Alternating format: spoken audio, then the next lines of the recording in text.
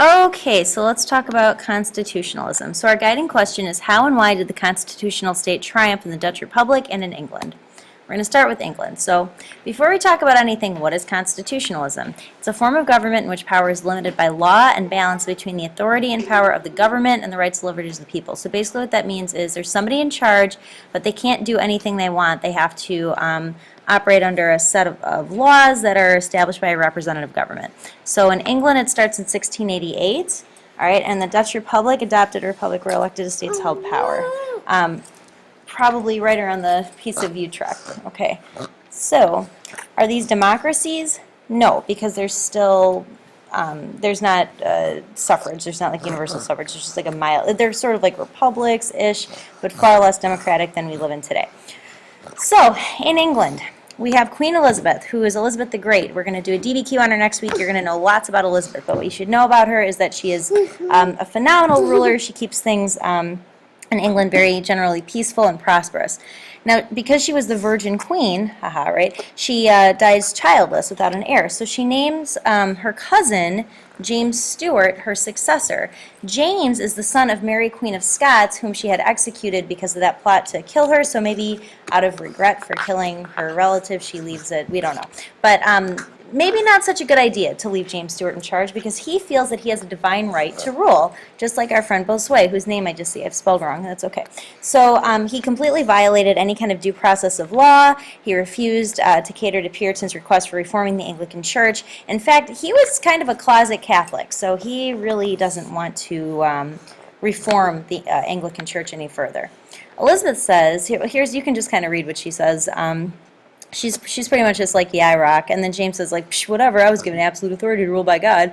I sure showed those Puritans by not bending to any of their requests. And, like, his whole slogan was, if we don't have a bishop, then we're not going to have a king, because, yeah, that's what I said. So he kind of goes the other way from Elizabeth, who is very good at finding compromise and appeasing her people.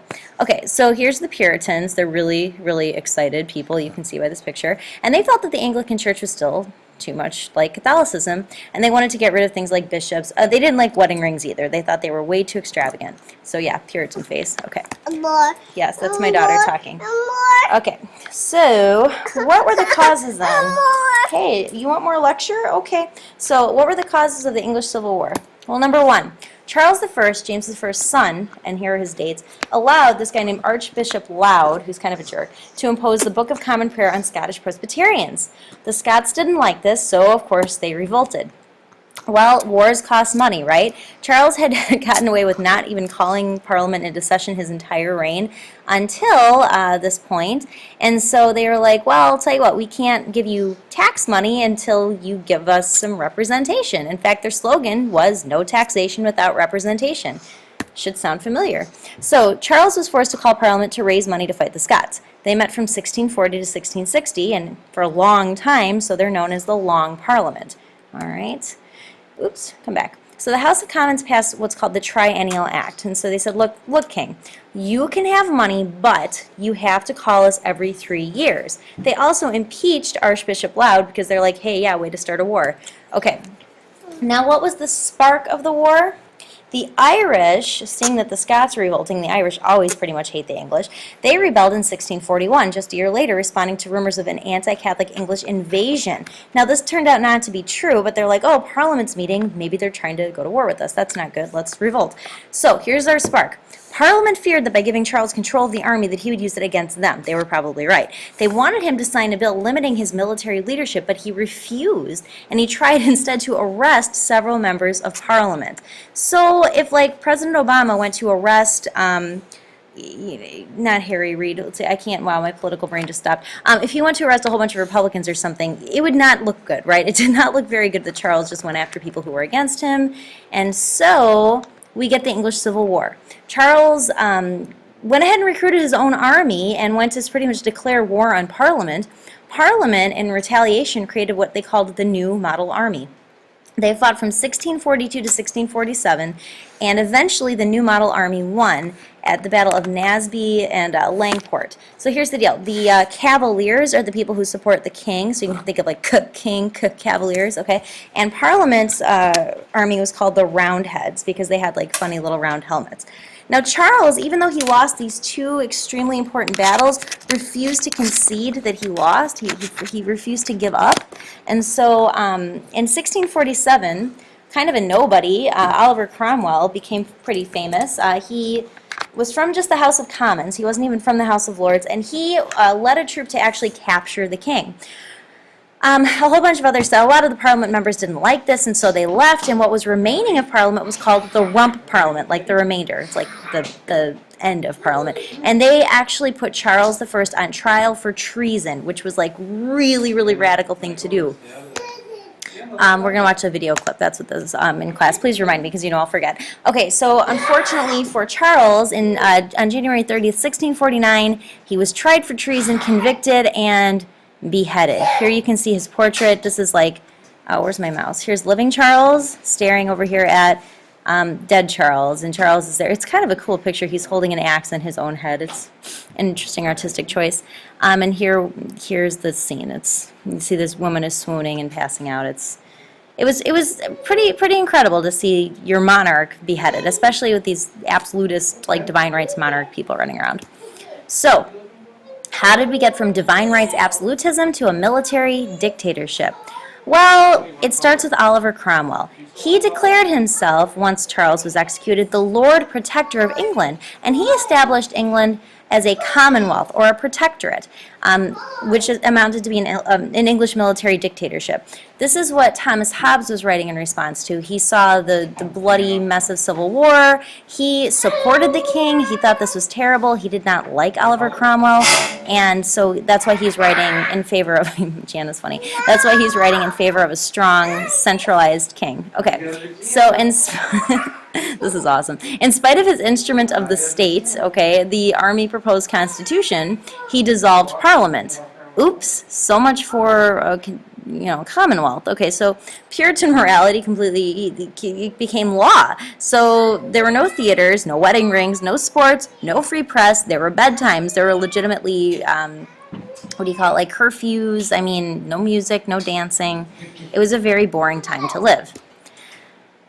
Now, how did this had terrible effects on Catholic Ireland, because if he's a Puritan, of course he does not like Catholics. So, being a military dictator, Cromwell conquered Ireland and massacred an entire garrison at Drogheda, I guess is what that's called. The remaining English troops committed absolute atrocities. They executed priests, they took land, they did horrible, atrocious, disgusting things, which is what contributes today to the Irish despise pretty much for the English.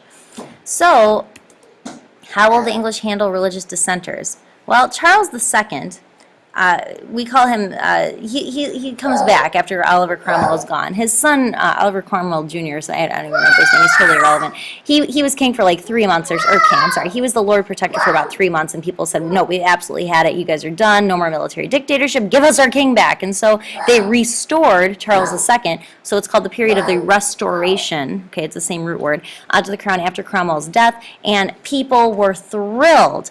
I mean, Charles II was known as like the party king. I mean, imagine all those years of like no celebration of any kind. So people were like kind of getting drunk and dancing in the streets, and it was a very frivolous, excessive, hedonistic time to live after that. The Test Act in 1673. How did he handle religious dissenters? Well, it stripped people who were not Protestant of rights to vote, assemble, teach, or attend school, but it was not enforced. So we're going to come back to that. Charles didn't really work well with Parliament. Like, he seemed like, yeah, whatever, let's all get along. But if he didn't get adequate funding from them, he made a secret deal with his cousin, Louis XIV. Remember I told you about the incestuous rulers and stuff? They're all like married and have kids together, so they're all kind of like genetically screwed up. Okay, so he made a deal with his cousin, Louis XIV, for 200,000 pounds, which is a lot of money back then, if Charles would eventually re-Catholicize England. Okay, sorry, I had to get rid of progressively louder child. Okay, so what happened? Charles II's kind of making sneaky underhanded deals, and then comes along his son James II. How do we get from civil war to restoration to another revolution? This one, though, is glorious because there is very little bloodshed, if any. James II reigned for only 3 years, and he violated the Test Act by appointing Catholics to the army, universities, and local government, keeping up with the deal that his dad made with Louis XIV. Of course, Parliament challenged his actions, but James was like, well, I'm just going to put judges in place that support me. So they couldn't really legally go after him because he'd corrupted the judges. James granted religious freedom to all, which sounds nice. This is like the only time when we're going to talk about, oh, religious freedom is bad, because it was something that he was doing. It was an oppressive measure to the people. It sounds really nice, like, yay, religious freedom. But really what that meant was ultimately they were going to make England Catholic and then go after the Puritans and the Protestants. So it sounds nice, but it's really not. So James granted the so-called religious freedom to all, but the people feared, and correctly feared, the return of Catholic absolutism. Now, the Anglican Church and high members of Parliament offered the throne to James's daughter, Mary, and her Dutch husband, William of Orange. Orange was one of those provinces. You know, we talked about the United Provinces. Orange was a really, really big province, and James's daughter was married to an important guy, and he was kind of like a king, right? So like, look, we don't like our king anymore. We're going to ditch him. So we want you guys to come rule England. Oh, let me go back to that. Okay, so ultimately what happens is they kick out James II. Totally peacefully, they're like, dude, here, pack your bags, you're out. And he's like, just go. So he goes to live, he lives out the rest of his life, probably quite happily, at Versailles Palace with his family. Okay, so nothing bad happens to him, and then you've got William and Mary of Orange. Oh, let me go back one more time. So what happens with that is they're forced to, before they can take power, sign in 1689 the English Bill of Rights. The English Bill of Rights is essentially establishes a constitutional monarchy, and this constitutional monarchy from 1689 is still the constitutional monarchy in place today in 2013. Crazy cool stuff. Last thing you should know that we're not going to cover in the lecture, but I think is important for you to know. Well, I guess we are covering it now, haha. In 1707, after William and Mary were not rulers anymore, the Hanovers took power. They were just the next ruling family. So we went from Tudors to Stuarts, temporarily to the Dutch, and now we're in the Hanovers. Those are the people that we have the American Revolution with and stuff, the Georgian Hanovers and stuff. Okay, so anyway, in 1707 they signed the Act of Unification, which officially establishes England as Great Britain. So after this period, now in class, we're going to stop calling them England and we're just going to call them Great Britain. Sorry, that was a lot of information. Okay, real fast, Dutch Republic. United Provinces was recognized, like I said, in 1648 in the Peace of Westphalia at the end of what war? The 30 Years' War. Good, I'm glad you remembered. Okay, so 7 provinces. There's 7 of them, one of them is Orange. It was run by estates, including regents. So these regents were like the heads of the estates, okay, but there wasn't like a king. Now, Holland was the most influential due to its strong navy, and then the stadholder, which is like state in charge of the guy in charge of state, right? Each stadholder was elected. So there was actually like more representative government in the Dutch Republic, hence the title Republic, than there was in England, soon to be Great Britain. The House of Orange typically dominated many of the provinces, like I said. So what you need to remember from the Dutch Republic is they have a representative government with stadholders, and Holland and Orange were important. Remember, 17th century is the Dutch century. They're rocking out economically. The poorest people in the Dutch Republic are probably better off than many of the middle class to poor people anywhere else in Europe. Good times for them. Here's some pretty pictures. We have, I showed this one in class already a couple of times. This is the quickly diminishing Holy Roman Empire. Here's New Austria. Here's Prussia. Here's here's Prussia. All this kind of pretty color here. It's slowly going to come together. And then this will become Great Britain. And then, of course, here we have our Dutch. Just kidding. Yeah, we do. We have our Dutch Republic. Okay, and here it is again, Dutch Republic. Good times. So this, I think, is the property of the Habsburgs. Here are our 7 provinces. Don't ask me which one is Holland. I am not quite sure. Okay, so why were the Dutch so successful? Well, it just wasn't because of their navy. They had a very strong sense of thrift and frugality. They were also extremely religiously tolerant, hence that annoying test question that I had that I should not have even put on your test, because here now I'm teaching you about it. Okay, so based on thrift. So thrift and frugality means that you're very wise with your money. They're not big spenders. They're going to make the most out of every dollar, okay?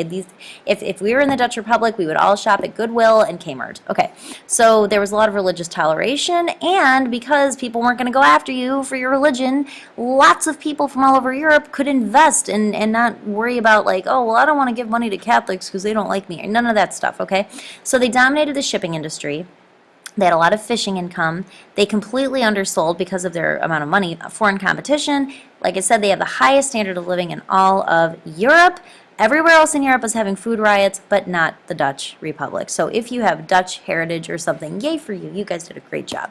Okay, finally, we continue on with Baroque art and music. I think this is our last slide. Thanks for hanging in there, guys. The Catholic reformers encouraged highly emotional art. We talked about that. Rubens. If you are ever looking at a test question and it's like, who is the most important, what am I trying to say? Baroque artist, it's Peter Paul Rubens. He's the guy with like the cool, like super hyper emotional expression and like the suffering Jesus paintings that are just like really moving. Like I said, usually Catholic subjects, okay? And then the other Baroque guy you need to know is Bach. It's easy to remember because it starts with a B. Baroque, Bach, Bach, Baroque, Baroque, Bach, Bach, Baroque. Okay. He used organ music to create like a lot of tension and emotion. He was a German Protestant. We may listen to some Bach after our unit exam this week. Look at that.